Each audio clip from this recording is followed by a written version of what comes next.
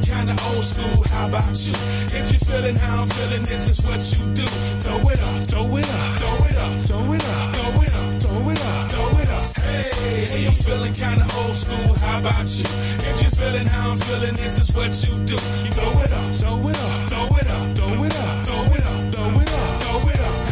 I keep it fresh with Gazelle's on, right below the Kango. Belt buckle with my name, red and black shell toe. Old school Chevy riding in it like a tank. Girls faint every time they see the candy color paint. I'm gangsta leaning, the slightest breeze tilting. Stay clean, but every dollar in my pocket filthy.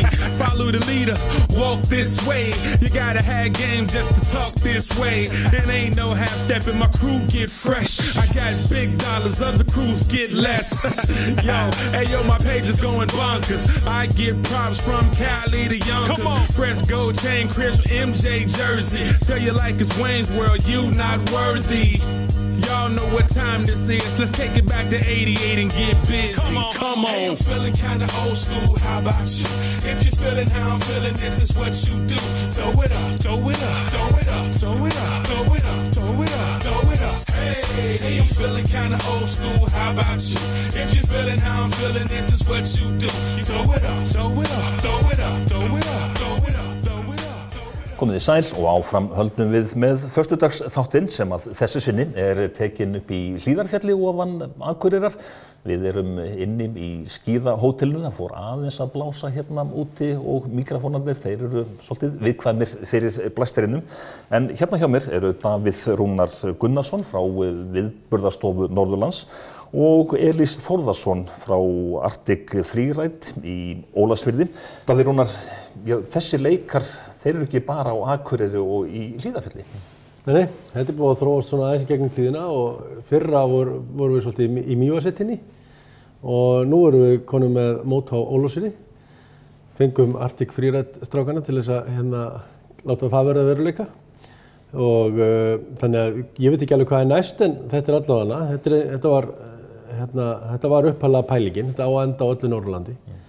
Þannig að þegar þið eru svona með landakortið og eru svona að spá og spekulera hvað þið getið haft, þá í raun og veru bara allt undir. Já. Þetta náttúrulega upphaflega þegar Vintergames eru settið fyrst í loftið, þá náttúrulega framtíðarpælingin að við erum að auka ferðaþjónustuna bara á Norðurlandi yfir vetrartímann. Það eiginlega svona stóra pælingin í kringum þetta sko. Fá alla með okkur í lið og alla út úr húsunum sem eru bara að dunda sig í sumartímann.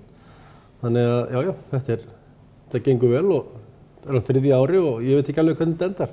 En þegar þú ert að sýna útlendingum svæðið í raun og veru sem þú hefur til umráða, hvað segja yfir því? Ég búinn að heyra orðið amazing, alveg svakaloft með jafnvel F orðinu fyrir framann. Það svona algengsta orðið og menn bara eins og í gær, sko, menn áttu bara ekki aukatekið orð, þá voru þeir að fara einmitt fóru einhverjur á Múlakollu og svo náttúrulega var hér fréttamannaferð í gær með einhverju 60 fréttamönnum sem fóru á öll skíðasvæðin, 5x5 og það var að sama þar, menn áttu bara ekki aukatekið orð, en það var náttúrulega dagurinn í gær rosalegur. Bara eitt fallegasti dagur, bara vetraðis. Já, vetraðis, sko. Elís, þið hjá Arctic Freeride, þið svona sérhæfið ykkur svolítið í að fara með fólk upp á fjöll? Já, við byrjuðum í fyrra og smíðum okkur hús á snjótróðara sem tekur 28 manns í sæti og við erum bara á fullu að flytja fólk upp á Múlakollu og gengur bara rosalega vel. Og svo hafði Dabbi samband við mig og spurði hvort það væri einhver séns að halda mót þarna, svona freeride mót. Ég sagði já, væri nú allt til að skoða það. Svona vorum við ekkert að tala neitt um það og svo sendir hann bara mér línu á Facebook og þá var hann bara búinn að útbúa heimasíðu fyrir skráningur og spyr bara má ég bara setja þetta bara á stað á netið. Ég sagði bara já, kýlum bara á þetta. Gamla bjartsýnin. Já, við bara heldum okkur út í þetta og viðbrögðin eru bara frábær. Við erum konum búin að fylla í öll laus pláss fyrir keppendur í þessari keppni, þannig að þetta fer bara frábærlega á stað.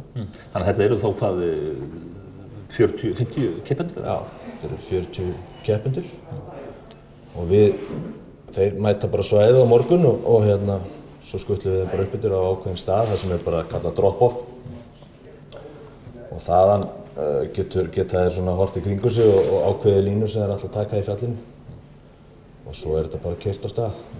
En hverjir taka þátt í svona löguð að fara svona hátt upp og þetta já, mikill bratti eða ekki? Jú, þetta mikill bratti sum staðar en auðveldar annar staðar og þetta bara allur skalinn. Ég heyrði einhver staðar að yngsti keppandi væri 12 ára. Já, ég get kannski svarað þessu aðeins betur.